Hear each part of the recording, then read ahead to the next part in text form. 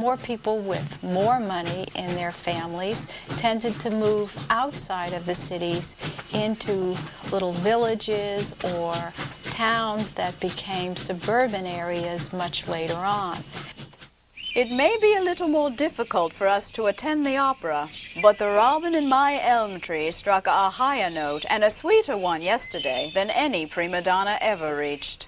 The streetcars that moved people out of the city brought them back in for business, pleasure, and shopping. Department stores with their alluring window displays, personalized service, and incredible variety showcase the finished products of American industrialization, newly available and abundant consumer goods.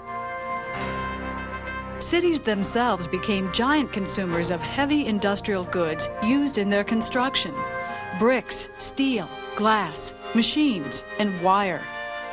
At the dawn of the 20th century, the United States was an industrial colossus, a nationally integrated economic system of ranches, farms, factories, and cities.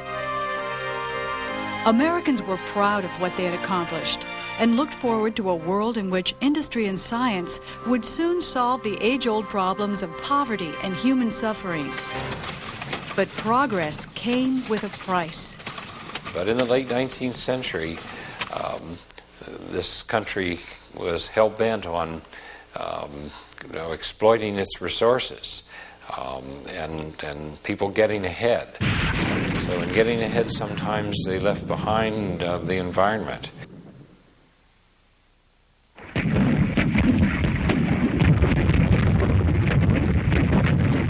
The destructive agency of man becomes more and more energetic and unsparing as he advances in civilization.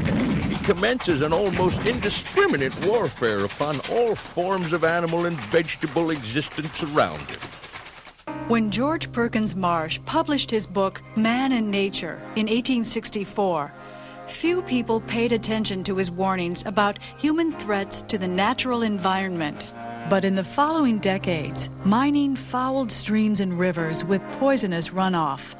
Loggers cut so many trees that the nation feared a timber famine. Cattle ranching and farming killed the natural vegetation of the Great Plains, as lush tall grass prairies gave way to sagebrush and tumbleweed deserts. Hunters killed off the game, wiping out whole species of birds and slaughtering the great American bison to the brink of extinction. These rapidly expanding Americans were so busy growing, expanding, becoming wealthier, that they lost sight of how they were transforming Mother Nature, and not for the better.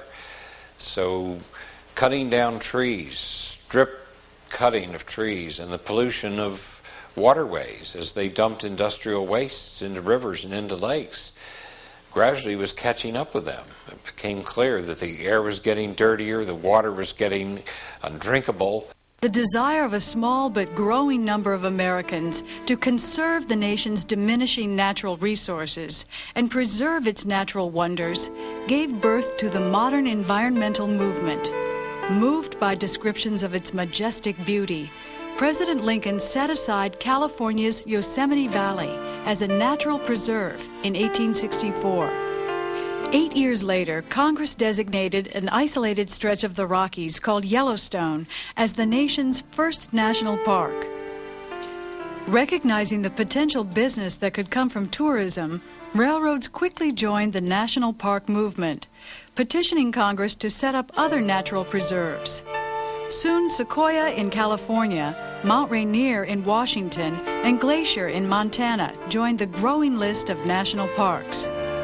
Alarmed at the disappearance of once plentiful fish and game, gentlemen sportsmen organized the National Audubon Society and other wildlife organizations to lobby the states and Congress for the protection of wildlife and their habitat.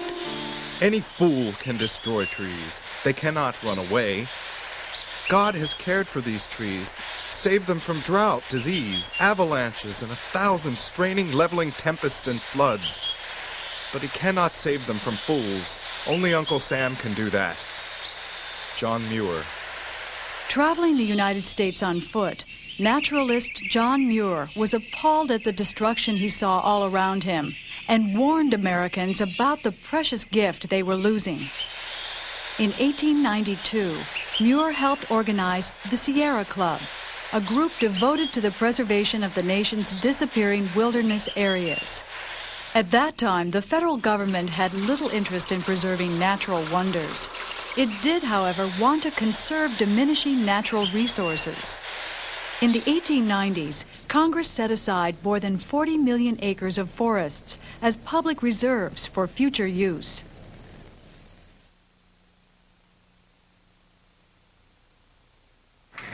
Here was the very heart of industrial America, the boast and pride of the richest and grandest nation ever seen on earth. And here was a scene so dreadfully hideous, so intolerably bleak and forlorn, that it reduced the whole aspiration of man to a macabre and depressing joke. Open privies, stables, and manure pits were notorious breeding grounds for disease.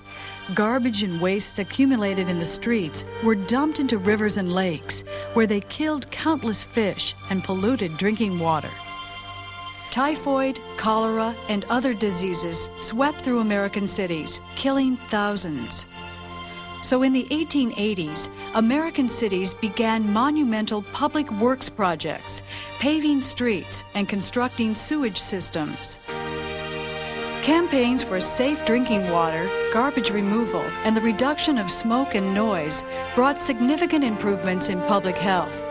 But the struggle between those favoring unregulated economic growth and those demanding a more livable environment would continue for generations to come.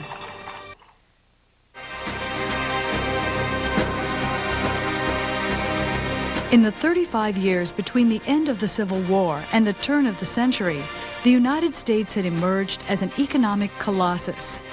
Blessed with abundant natural resources and the practical genius of its people, Americans had transformed the nation. This was a period of enormous technological achievement. Think of a world today without steel, without anesthesia, without a telephone, without refrigeration. Our lives are so different, and so much of it goes back to inventions and scientific breakthroughs in the late 19th century. The enormous economic growth during these years would not have been possible without the knowledge, skills, and labor of the more than 24 million immigrants who came to the United States between 1870 and 1940.